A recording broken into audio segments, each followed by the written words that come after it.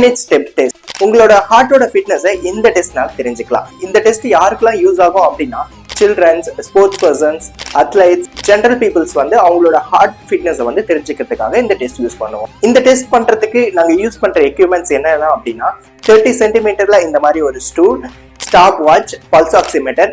Pulse oximeter இல்லாதவங்க வந்து நீங்க செல்ஃபா கூட 3 fingers வந்து ரேடியல் பல்ஸ்ல வச்சு 1 minute வந்து இந்த பல்ஸ் வந்து செக் பண்ணலாம். ஓகே, இந்த டெஸ்ட் எப்படி பண்ணோம் அப்படின்னா இந்த வீடியோல வர மாதிரி ஒரு 3 minutesக்கு வந்து ஸ்டெப் அப் ஸ்டெப் டவுன் வந்து பண்ணணும்.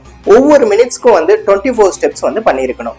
இந்த மாதிரி 3 minutes வந்து கம்ப்ளீட் பண்ணிட்டு அந்த பேஷண்ட்டை வந்து ஒரு சேர்ல உட்கார வச்சுட்டு ஒரு 5 seconds வந்து ரெஸ்ட் விட்டுட்டு 5 secondsக்கு அப்புறம் உங்க ரேடியல் பல்ஸ்ல வந்து 1 minuteக்கு வந்து எத்தனை பல்ஸ் வருது அப்படின்னு சொல்லி மெஷர் பண்ணி உங்களோட ஹார்ட்டோட ஃபிட்னஸ் வந்து இதை வச்சு தெரிஞ்சுக்கலாம். உங்க ஏஜுக்கு எவ்வளவு பீட்ஸ் இருக்கணும் அப்படின்னு இந்த சார்ட்ல இருக்கு.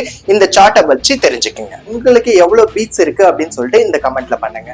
இது யாரெல்லாம் பண்ணக்கூடாது அப்படின்னா ஹார்ட் ஃபெயிலியர் இருக்கிற பேஷண்ட், செஸ்ட் பெயின் இருக்கிற patient, dizziness, irregular heart beats, asthma இருக்கிற பேஷண்ட்ஸ் எல்லாமே பண்ணக்கூடாது. உங்களுக்கு இந்த டெஸ்ட்ல ஏதாவது அப்நார்மாலிட்டிஸ் இருந்துச்சு அப்படின்னா உடனே ஒரு பிசியோதெரபிஸ்டோ டாக்டர்ஸையோ வந்து மீட் பண்றது ஒரு பெட்டரான ஆப்ஷன். இந்த மாதிரி உங்களை ஸ்போர்ட்ஸ்ல இருக்கிற பர்சன் ஹார்ட் வந்து செக் பண்றதுக்கு இந்த டெஸ்ட்டை யூஸ் பண்ணி பாருங்க. தேங்க்யூ.